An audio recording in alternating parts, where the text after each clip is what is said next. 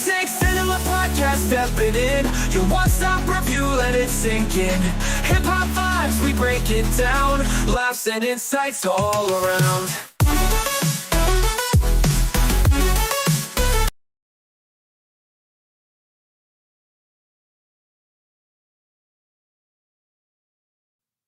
You're welcome, everybody, to another episode of Snake Cinema Podcast. I am your humble host, Prince Elias, and today we have another great episode for y'all today.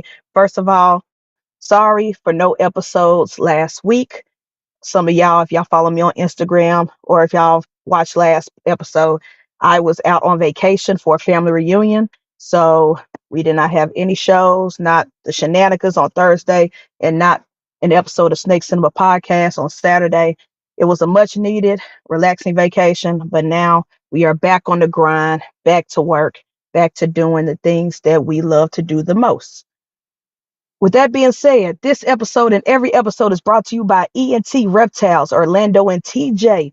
Thank y'all for supporting the channel, supporting the podcast, and most importantly, supporting your boy. I appreciate y'all. So we got two reviews that I'm excited to talk about. One is Jackass Best and Last. I think they came out like either last month or a month before. It came out early in the summer. I just been holding off on reviewing it. And then right before vacation, I went to the movies and I saw Evil Dead Burn, the third of the trilogy of remakes. Well, reboot, not even remakes, reboot of the Evil Dead series, the newer generation of the Evil Dead series. So I want to talk about that as well and give y'all my thoughts. But first, before we begin, news of the week. A couple of weeks ago, we had another loss in the music industry. And so I want to send an RIP to the singer and legend Bonnie Taylor, Miss Bonnie Taylor. A lot of y'all might not know who this is or might have recognized the name. Us 80s baby would know her as the singer behind the hit song, the hit 80s ballad, Total Eclipse of the Heart. Trust me, that song has been featured in so many movies, so many TV shows. I'm pretty sure it was on Stranger Things. Anything 80s related, anything nostalgia related, every karaoke bar you go to, somebody is going to get up on this stage and sing Total Eclipse of the Heart. Now, of course, she's had other hits beside that, but that was her biggest well-known hit. And unfortunately, 2 weeks ago, she did pass away.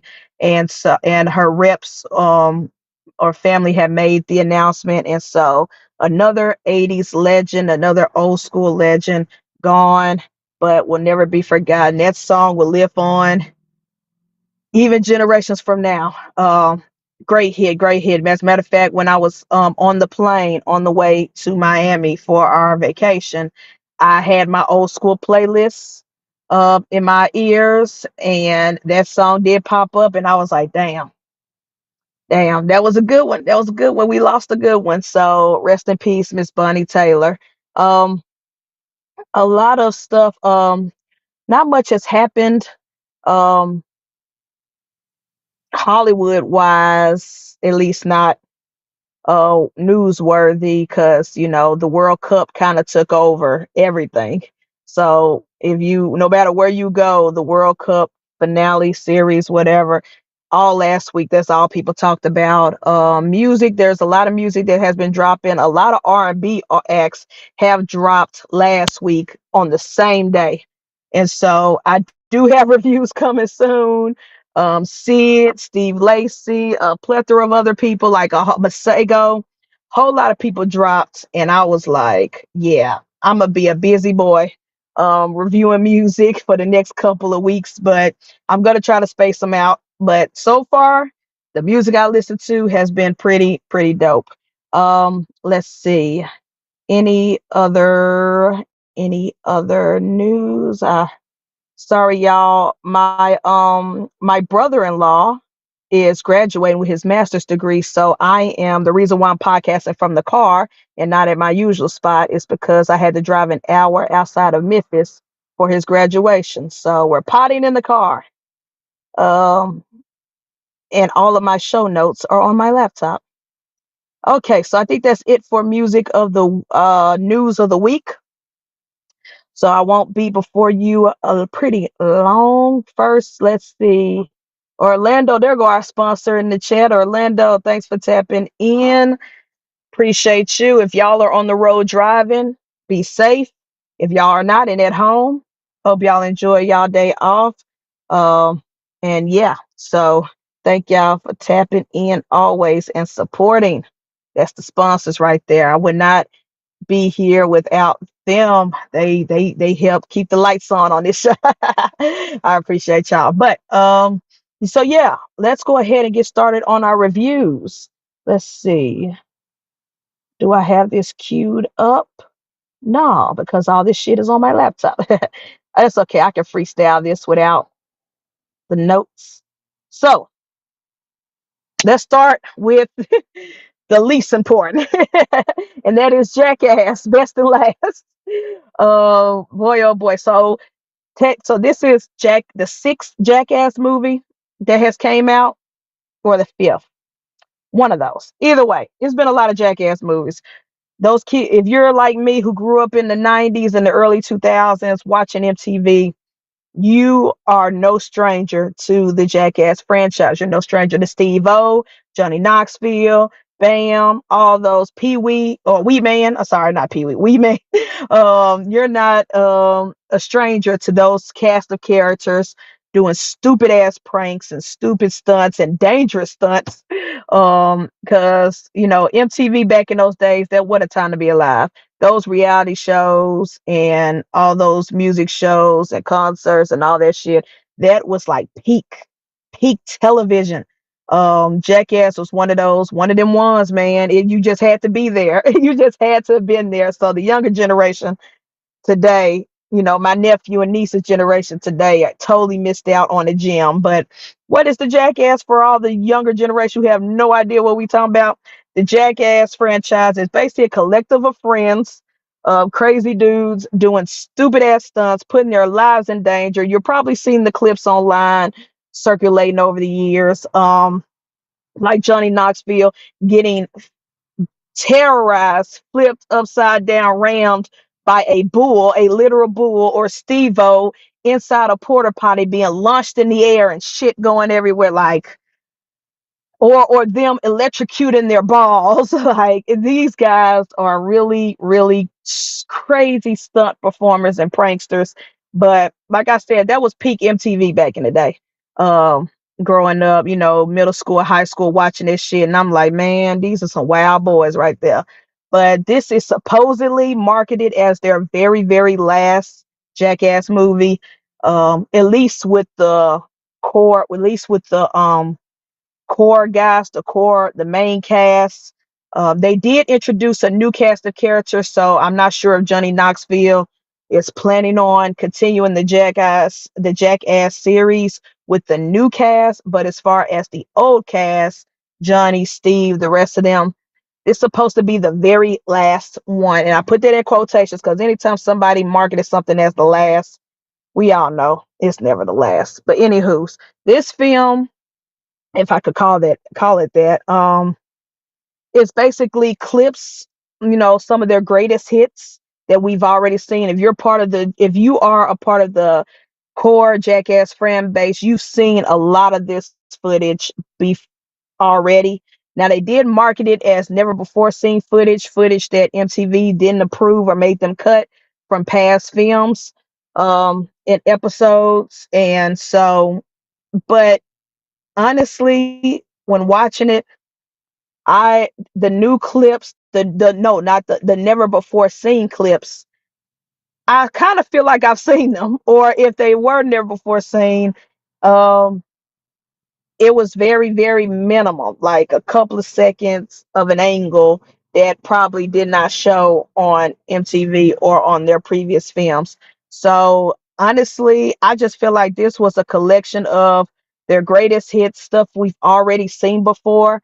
And then, of course, they did add in new pranks, new clips with the old guys and the supposedly new generation or new cast of characters, trying out classic things that they've done before. And so basically, you just get a montage of so many different things. Now, it was good in the newer clips, in the new segments. It was good seeing the old guys back together at their old ass age trying to do this shit again all over again.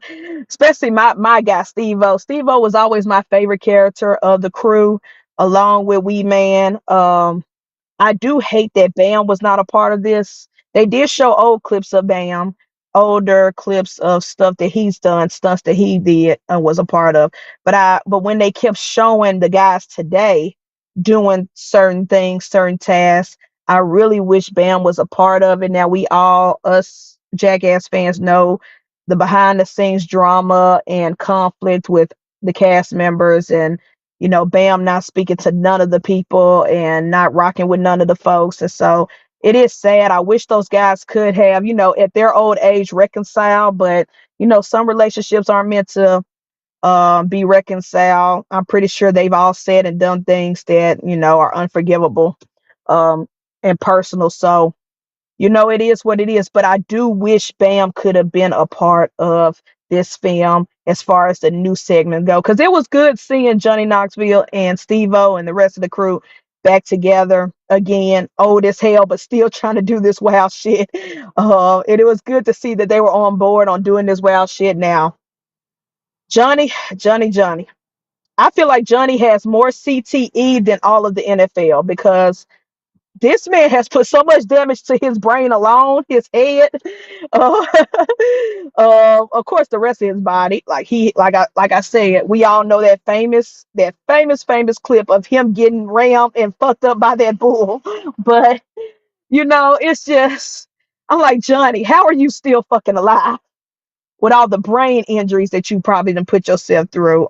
Same with Steve. Like, oh my gosh. Now, one thing that I never liked back then, and I still don't like to this day, is the gross stuff with the bodily fluids. There's a lot of shit and piss and vomit, and I don't like that shit. I never liked it back then, and I usually would skip past that shit or close my eyes during those segments. Um, and it's still to this day when watching it, I was like, ugh. I closed my eyes on certain part when I knew certain still shit was about, this literal shit was about to happen. I was like, nah, I don't do bodily fluids like that. I just really don't. It irks me. And so to know that these guys put the fact that they ain't caught no disease and shit from all this, it's a miracle. But the physical pranks, the getting beat up, getting tasered, getting shots, getting, that shit was still hilarious even now. Watching the older clips and watching the new stuff, that stuff is still funny. Seeing them go through this stuff. I don't know why they like being tortured, why they like torturing themselves, and why we like watching it, but the comedy is still the same. It was good to see the old gang back. The new guys, they really didn't do much for me. A lot of them was very forgetful. Like, even after watching the film weeks later, I can't tell you the new people's names. I barely can remember what some of them look like. They were not memorable. If you're going to watch Jackass Best and Last, it's really for the old crew. The new guys were not memorable at all. And if Johnny Knoxville does continue the franchise with this new group, this new cast of characters, the younger generation, they gonna have to step up their A game. They got a lot of shoes to fill, because you cannot outdo the old cast. The old cast was so down to nearly getting themselves killed for this shit that I don't think the new generation is ready for all that. I don't think they're ready to do the things that Johnny and Steve and Wee Man and Bam and all the others were willing to do. You know what I'm saying? So they you're barely gonna miss you. You're not going to even think about the new guys. Honestly, I feel like they weren't even needed in this film. It was pointless. Um, as far as a movie to go to the theaters to watch, Jackass Best and Last is not really worth the movie ticket. It's not really worth spending all that money, that gas, the popcorn and drinks. You can really wait until this shows up on streaming if it hasn't already, because I watched this weeks ago, so I don't know if it's on streaming. Yeah, if it's on streaming, go watch it. If you are a Jackass fan, go watch it. It's very good. A lot of nostalgia, a lot of great memories. You're still gonna laugh. You're still gonna have a good time. It's good to see the old guys back, despite Bam not being there. But it's still to see the old gang back for the most part and see them still doing the same stupid shit they've been doing even back in the early 2000s and stuff. But I don't think this movie was worth going to a movie theater, spending money. I mean, if you did as a Jackass fan, you would not regret it. But for the average casual watcher, the casual viewer, if you um if you were on the fence of watching it, I say wait till it go on streaming. Not that it's bad, it's just that it's literally like being at home on your couch watching MTV. Like it's not I don't think it's worth a 15 to $20 movie ticket. You know, I just don't feel like that. So, what would I give Jackass best and last? I will rate, for me as a Jackass fan, it's a 10 out of 10 as a Jackass fan. But if I'm being realistic and saying that you can wait till it come on streaming, and you can wait and rent it or whatever, you don't have to go to the theater and watch it. Being realistic for the casual viewer, for the casual person who probably was just curious, or the younger generation who's never seen any of the older Jackass films, I would give this a 7 out of 10. I would give this a 7 out of 10. It's solid, it's classic, it's good, but again, it's not worth a movie theater ticket worthy. It's not like you gotta go to the theater to see. It's not that. It's literally like going home, sitting on your couch and watching MTV back in the day, watching the old Jackass episodes. That the first couple of Jackass movies that came out, yeah, those was worth going to see the theaters. This one, you can do without. So I give it a 7 out of 10 for me. The rate for the casual viewers. 7 out of 10 for the casual viewers. Personally, for me as a big Jackass fan, I give it a 10 out of 10. I loved it. I enjoyed it. It was a lot of fun. It was good to go down memory lane and see the best of clips. Again, it didn't feel like I saw any never before seen clips from older movies that they had to cut out. It didn't feel that way, but the newer stuff with the cast reuniting, it was good. It was amazing. It was funny. I laughed my ass off. I had a good time, and it's a solid movie. It's a solid movie. I don't think anybody would not enjoy it unless the gross stuff is too much for you. But that's it for Jackass. Let's see. I know some people can't snuck into the chizzy chat. Randall, number 6, thanks for tapping in. Morning, y'all. Check in as I clean tubs. Good luck with that. Mitzi and Parker, thanks for tapping in. Appreciate you. Good morning. Good morning. Thank y'all. Thank y'all. The usual suspects. I appreciate y'all for always tapping in and supporting. All right. Now, let's talk about the movie that I really wanted to talk about that I watched right before my vacation. I really got to talk about this. This is, yeah, let me take a sip of my coffee right quick. Shit, that stuff's still hot. Oh my gosh. I almost burned my tongue. All right. This is the movie that I've been waiting for and anticipating ever since they announced that it was coming. Ever since they announced this whole, I don't know, trilogy, series, whatever, I was just like, I'm down.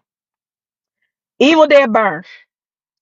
Let's do a quick recap of the Evil Dead series right quick before I give you my review of the new installment, Evil Dead Burn. So, for those who don't know, great horror director Sam Raimi gave us Evil Dead way back in the day.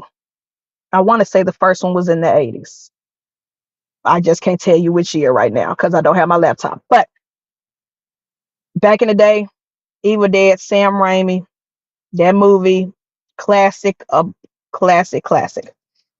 Then he came out with all the sequels, and they became, as the sequels came along, they became more comedy than horror.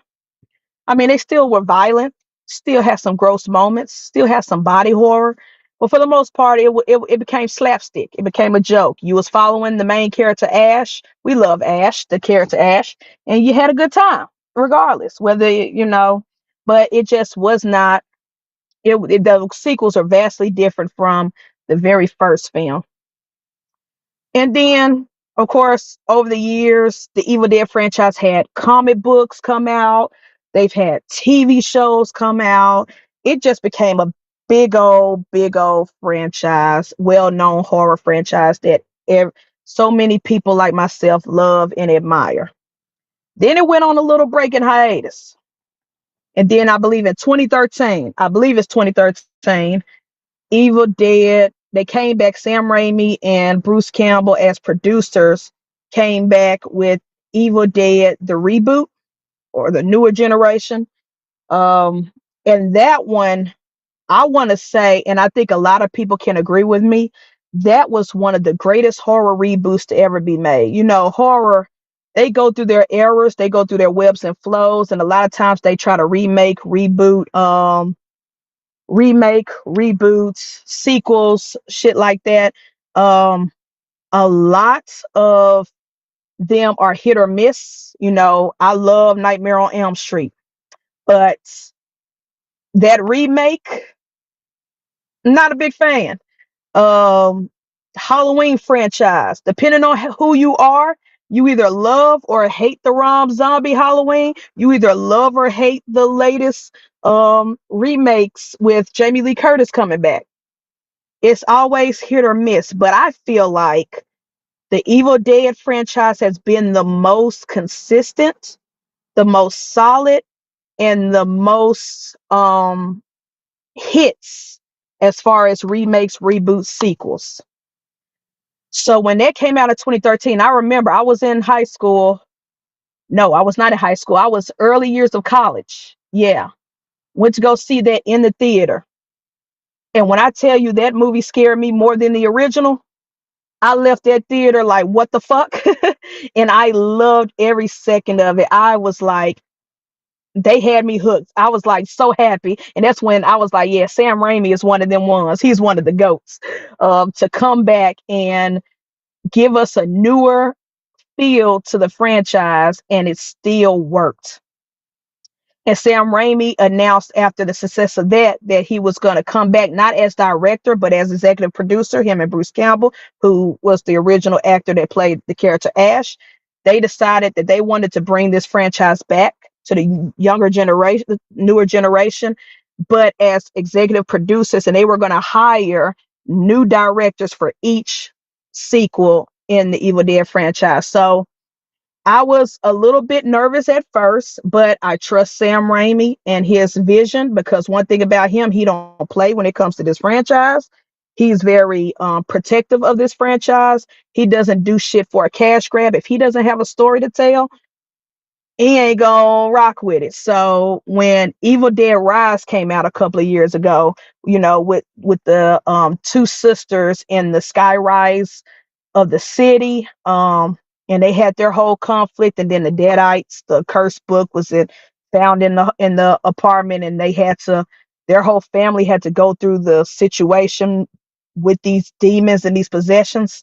um that movie, Evil Dead Rise, I remember seeing that and I was like, oh yeah, this is my favorite Evil Dead movie, hands down.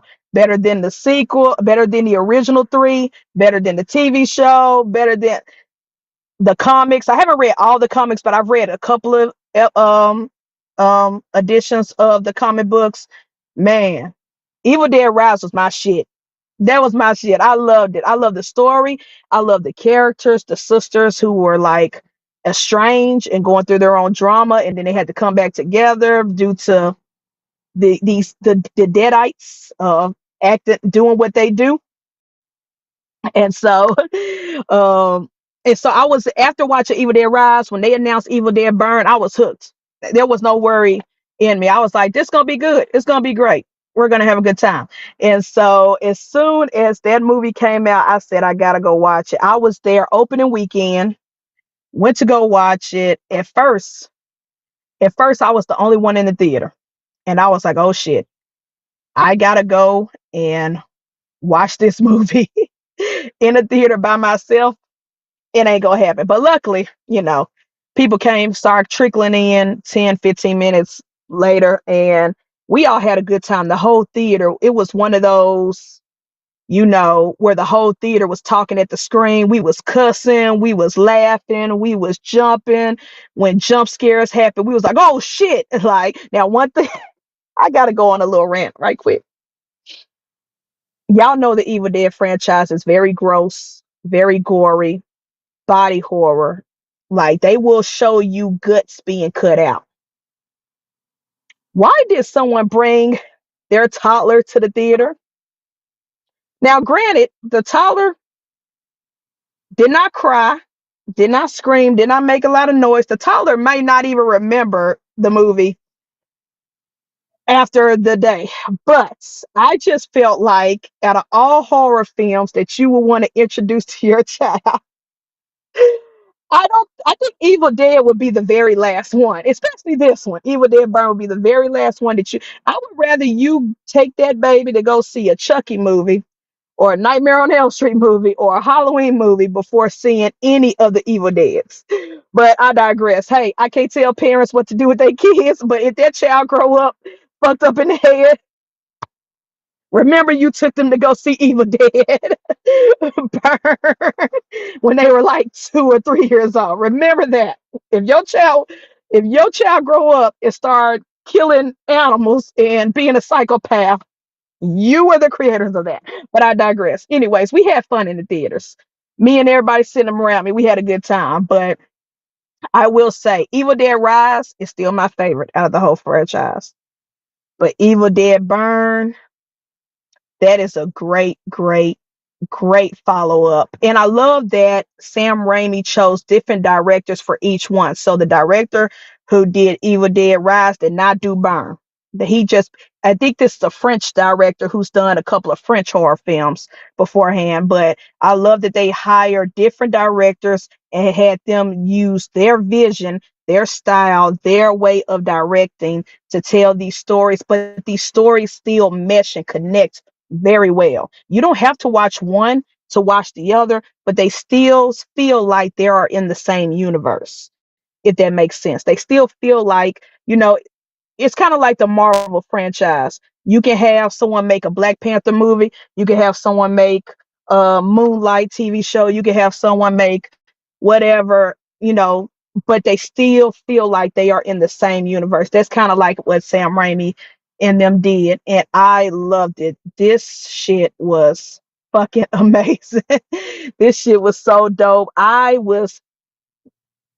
this movie was almost close to 3 hours long, and it didn't even feel like it. It was long as hell, but it did not feel like it. It ran through from beginning to end. It was just nonstop, nonstop, nonstop. Now, I'm not a body horror fan. I told y'all this in previous episodes. I don't like skin being peeled off and they showing it. I don't. There's certain body horror that just grosses me out. So there were parts of the movie where I did close my eyes. I was like, oh shit. I looked away, turned away, but I still had a good time. And the deaths are brutal. One thing about this Evil Dead versus the others is that this is mean as fuck. This movie is brutal, it's mean, they don't care. Thank God that there were no children characters, because I believe this director would kill and brutally, not just kill, but brutally kill children characters if they were in this film. Thank God all the characters were adults. Because if there was a baby involved, if there was a kid involved, that child would be fucked up and in the most mean way. This movie is so brutal, so mean. The death scenes. Now, when I talked about the trailer, when I reacted to the trailer last month, I did say that I felt like the trailer showed too much, and I was very upset. I said, "Why are y'all spoiling and showing us the best kills and showing us the best gruesome deaths in the trailer? Like, what the fuck? Why are you showing me who dies in this movie?" No, no, no, no. I should have trusted Sam Raimi and the crew. I should have trusted this director. They didn't spoil shit. Like, even the deaths that they showed in the trailer, That shit was not watching it in context of the film and then watching it afterwards, because of course with the deadites, when you become possessed with the deadites, yeah, you can get killed, but you can be resurrected back. So still, the trailer didn't spoil shit. If anything, the trailer was very tame compared to the film when you actually see it all. And I was like, oh my gosh. And what I thought was the best death really wasn't the best death scene. Like, that was probably third best death scene. I was like, what the fuck? Like, this movie is brutal. This movie is mean. This movie holds nothing back. It doesn't care if you a dog. It don't care if you a elderly person. Oh my gosh. I'm not gonna spoil it. But the best character is the grandma. The best fucking character is the grandma. She was the best before she got possessed, and she was the best after the possession. But y'all, if you are a horror fan, you already know. I ain't gotta convince your ass to go to the theaters to see this. If you're not a horror fan and you're on the fence, I'm still gonna try my best to convince your ass to go see this. I know Orlando and them, I believe it's Orlando and a couple of other people who always watch this show are not big fans of certain things horror. Please, you can watch with your hands over your eyes. Please go watch this shit. This shit is so good, so entertaining, so amazing. And if you watch it and you don't like it, or you watch it, you be like, yo, Elias is a sick fuck. I probably am. And it's probably all my years of watching true crime and watching horror. Like, I just said the parents brought their toddler to come see this movie, and that toddler might grow up fucked up. Hey, I did see Chucky and Halloween when I was like 8 or 9 years old. So it was still good. It was still amazing. The deaths were amazing. The Deadites are just as brutal as they always been. I think the Deadites are like the best evil horror villains ever. Just the Deadites themselves. They are crazy. They will taunt you. They are hilarious. They the, if I were in any horror franchise ever, I never want to be in Evil Dead. I would be in all others. Put me in Nightmare on Elm Street. I'd rather not sleep because Freddy Krueger is in my dreams. Put me in the woods with Jason Voorhees. Let me run my ass through the woods and try not to get killed. Don't ever put me in the Evil Dead franchise. Never ever. I don't want to be possessed by no deadites. I don't want to be chased by no deadites. I don't want to have nothing to do with the Necronomicon book. Leave me out of that shit. Leave me out the group chat. Like, hell no. That's one universe I never want to be a part of. And one day when I travel to go to Halloween Horror Nights, that's the Halloween event that happened in both Universal Studios Hollywood and Universal Studios Florida, where they do like famous haunted houses. I wish I could go this year for their Center's haunted house. If I ever go to Halloween Horror Nights and they have an Evil Dead haunted house, I'm skipping that bitch. I'm not going in that shit. I don't care if they're actors and this pretend. I'm not going in that fucking haunted house. I am doing every haunted house but that shit.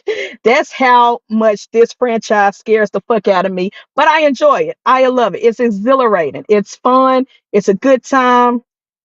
This is one of my favorite horror movies and top 10 of the year. I give this a 10 out of 10. This is a perfect Evil Dead movie, perfect sequel. And although I love Rise more, I think they're right on par with each other.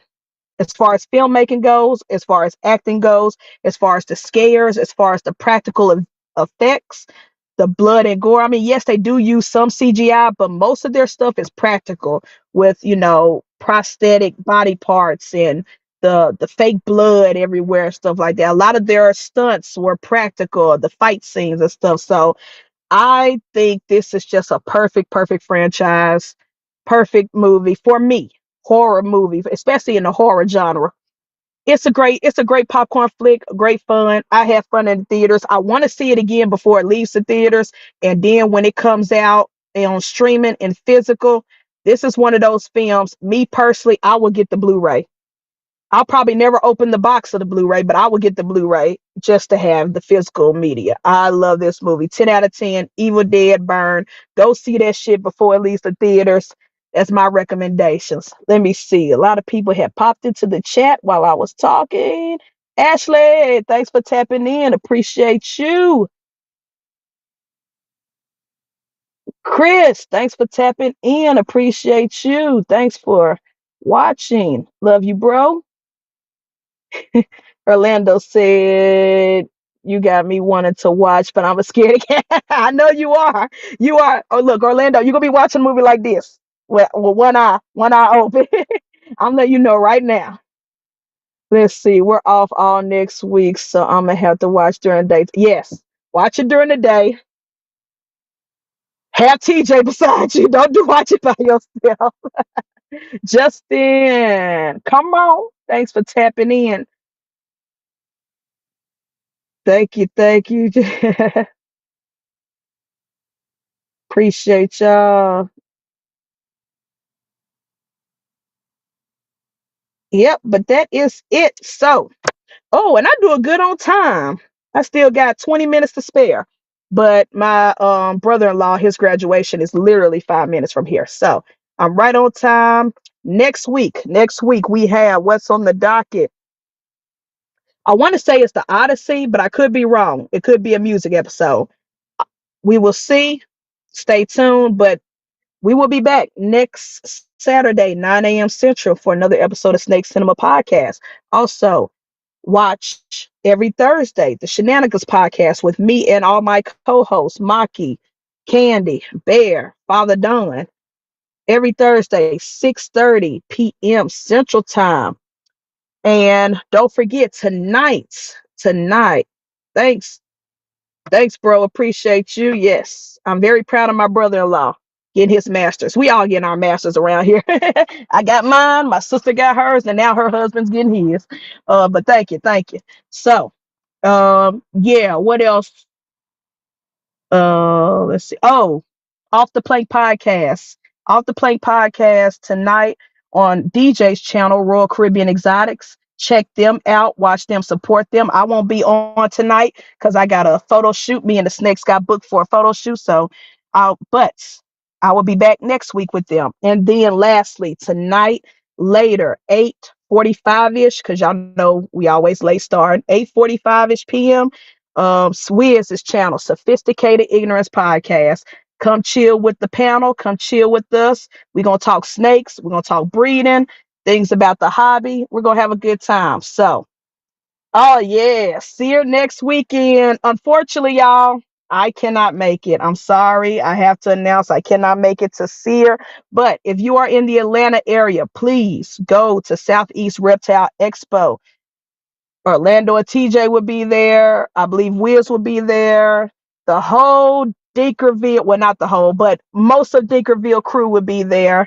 Um, my brothers are going to have a good time. They're going to be selling snakes, having a great time. I hope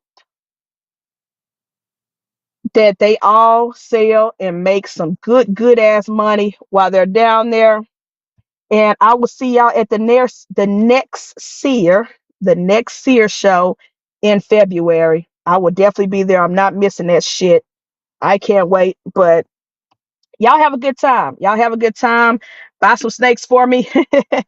And sell some snakes. Make that money, motherfuckers. Make that money. Yeah, I know. Oh, Lando, I'm so upset. But life be life and things be happening. And bills had to get paid. So I cannot do all these trips back to back. I got more important things I got to get lined up and worked on. But, I will be back in Atlanta. Atlanta's just 6 hours away. I will be back in Atlanta soon. Yeah. Sell. We got to make that money. We got to sell them snakes. But anyways, I got to go so my sister don't cuss me out for being late. I can't be on CP time for this graduation.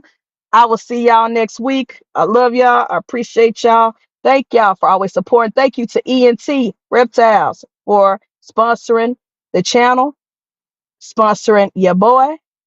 And we'll check y'all out later. Peace out.